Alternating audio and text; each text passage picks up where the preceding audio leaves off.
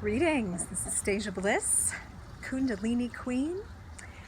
I'm starting a video series to help you understand better what is Kundalini, what is a Kundalini awakening, and how does it relate to spiritual awakening?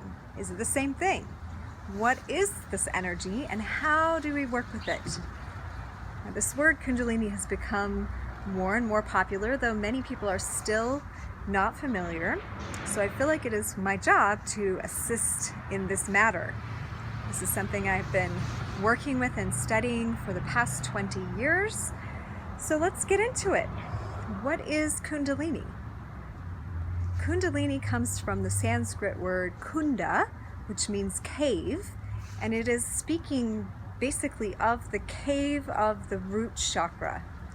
The root chakra is the lowest energy center in our body at the pelvic floor, and this is where this Kundalini is said to be stored. Now, Kundalini actually is our life force energy.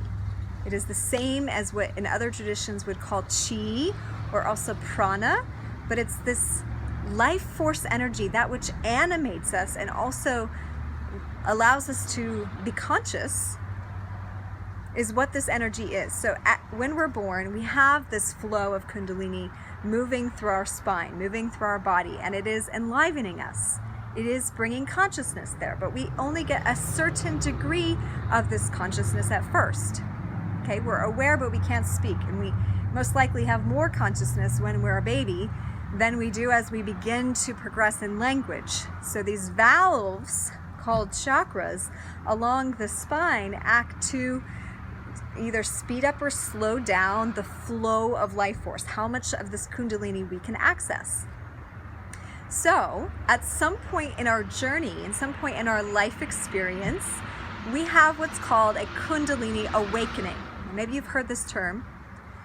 This means that this energy, which was oscillating up and down the spine when we were born, it finally starts to settle as we develop our identity, our ego mind, our personality, if you will, when we're younger. And it's actually very important to develop this so that we can understand this body, this identity, when we're very young, when we're children.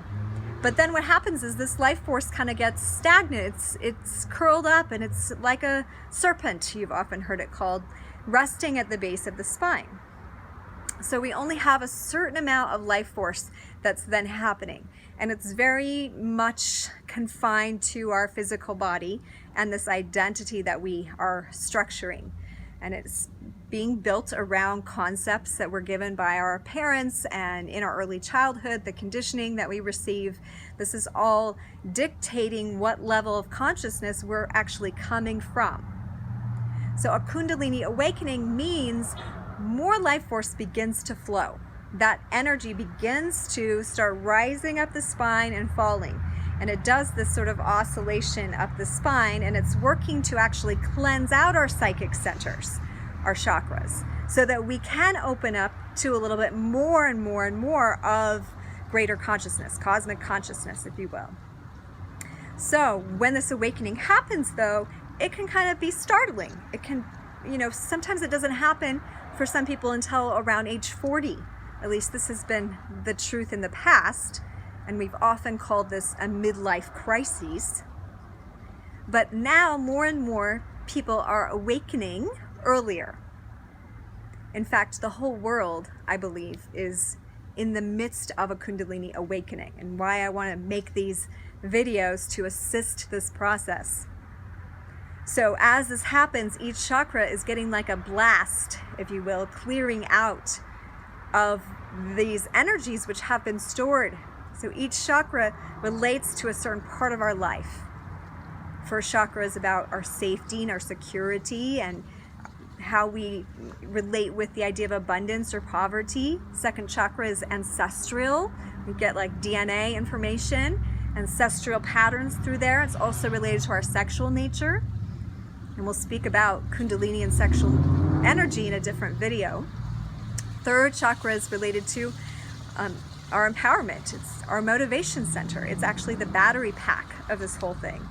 And the heart chakra is related to how we love ourselves, other people, how we experience love. if we're able to. The self, emotions we have are behind that word love. And then we actually have a high heart, a half point chakra right behind the thymus gland that's related to our ability to heal our body, immune gland. Actually, every chakra is related to one of the endocrine glands. So that's one of the step downs from the ethereal, if you will, or the energetic into the physical body. So this consciousness is stepping down into a denser and denser manifestation.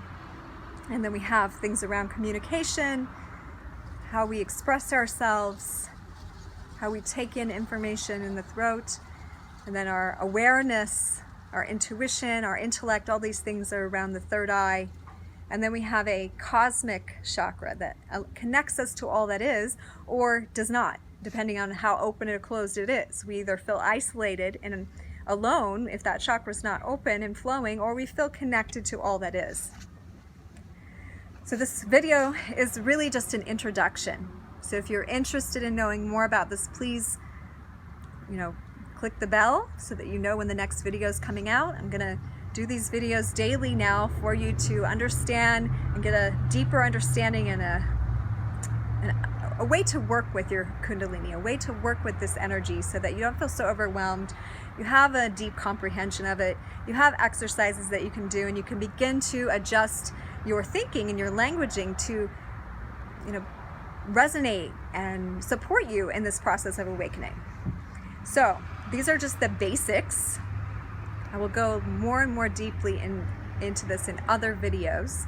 But basically, your Kundalini is your life force, and we're all getting this turned on. So how this manifests in your world, stay tuned for another video. Thank you for joining me. So honored to be on this journey with you. This is Stasia Bliss, Kundalini Queen, and we'll see you next time.